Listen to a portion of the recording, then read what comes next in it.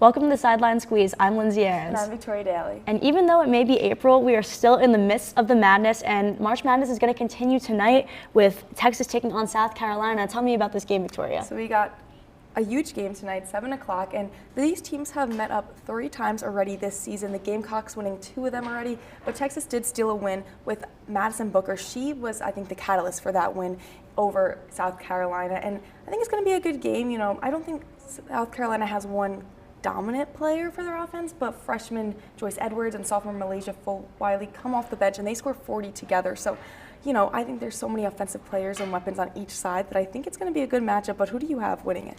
I don't know. I feel like, like you said, there are a lot of weapons on that Texas team, but I'm going with the reigning champs. I can see them, advancing to the championship. How about you? I'm going to agree with you, and if University of South Carolina goes all the way, makes it to the championship, and wins, this will be their 3rd win in 4 years. But, switching over to UConn, UCLA, they're playing tonight at 9 o'clock. Give me your rundown on that. I mean, I feel like you can't go against Paige Beckers and Gina Auriemma. Like, UConn is just such a good program historically. And the funny thing is, they're the underdogs in this game. They're the 2 seed, and they are not, expected to win. But I am never going to bet against Paige Beckers, and I would love to see her make it to the championship game. What about you? The last 17 years, UConn has been in the Final Four, 16 of them. The only time that they missed it was when Paige Beckers was hurt. So I'm going to agree with you. I'm going to pick UConn. I think it's going to be a great matchup between 6'2" freshman Sarah Strong of UConn and 6'7" the veteran junior Lauren Betts of UCLA. So I think it's going to be a tough game in the post, especially for Sarah Strong defending Lauren Betts. But if she can't get it, she's got the kick out to Paige Beckers' easy foot. So I think UConn just overall has so many good options. Paige Beckers, 54% from field goals. So I'm going to go with UConn. I'm going to go UConn, South Carolina in the women's championship for the Final Four. I agree with you on that championship game, but who do you have winning it all? UConn. Me too. It looks like we agree on that one. Yeah. No arguments there. But now let's move over to the men's side of the bracket. Auburn versus Florida. Who do you have winning that one? I'm going to pick Auburn. They've been the 1 seed, the big favorite, the overall 1 seed this whole time. So Auburn's going to be my pick. We have Auburn's Johnny Broome against Florida's Walter Clayton Jr., who is AP's first-team All-American. And when Florida goes on those big runs, Walter Clayton Jr. is who they look to. He's that catalyst to get them on those runs. So I think it is going to be a good matchup. Each team has strong players, but I do think Auburn's going to pull out the victory. I agree. I have Auburn advancing. And then Houston versus Duke. I mean, Cooper Flagg is in this game. Houston's really going to have to contain him.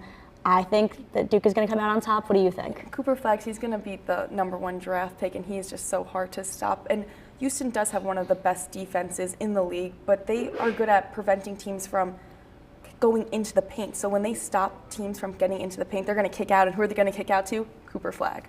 So I am going to go with Duke as well. Agreed. So sounds like we both have Duke. We have Duke. Auburn, who you have winning it all? Duke. Me too. Okay. It sounds like we agree on literally everything. So we'll see if our predictions are right. Yes, we will definitely have to wait and see. The men's Final Four is taking place tomorrow, Saturday night. Yes, so it will be interesting to see if our predictions come true. And now moving from the court to the field, Syracuse men's lacrosse beat Virginia 12-10, and that was their first game of ACC play. And it was quite the game for Owen Hiltz.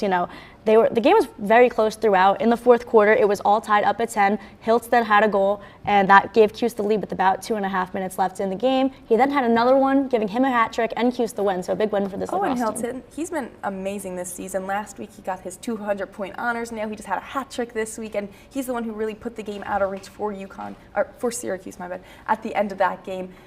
And it's just been this ACC matchup between Virginia and Syracuse has been insane. The teams have matched up 21 times before this game, or they've matched up so many times before this game, each winning 21 games apiece, showing how good these teams are, how competitive they are. But with the win, Syracuse is now 22 wins over Virginia's 21 when they match up for contests. Yes, and Syracuse is going to hopefully keep that momentum going as they will take on number 5 Notre Dame in the Dome, and that's going to be a great game, a big ranked matchup. So I'm excited for that tomorrow night. Me too, very excited. And then moving over to the women's side of things, they unfortunately lost to Yale 13-10, and they snapped their 4-game winning streak that they had, but they are still ranked 6th by Inside Lacrosse. Yeah, Ashley Volpe had a season-high 4 goals for Syracuse, so, she had a big game for herself, but unfortunately it wasn't enough as the closest the 2 teams have gone and Syracuse got to Yale was 3 goals, so Yale just kind of they had the lead from the start. Yeah, there was no coming back from that, but the women will return to ACC play as they will take on Cal in Berkeley on Saturday. So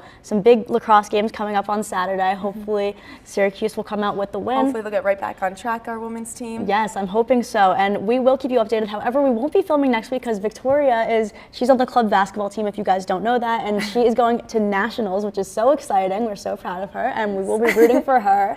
Yeah, but that's all we have on this week's episode of the Sideline Squeeze. I'm Victoria Daly. And I'm Lindsay Aarons. So we'll see you in 2 weeks.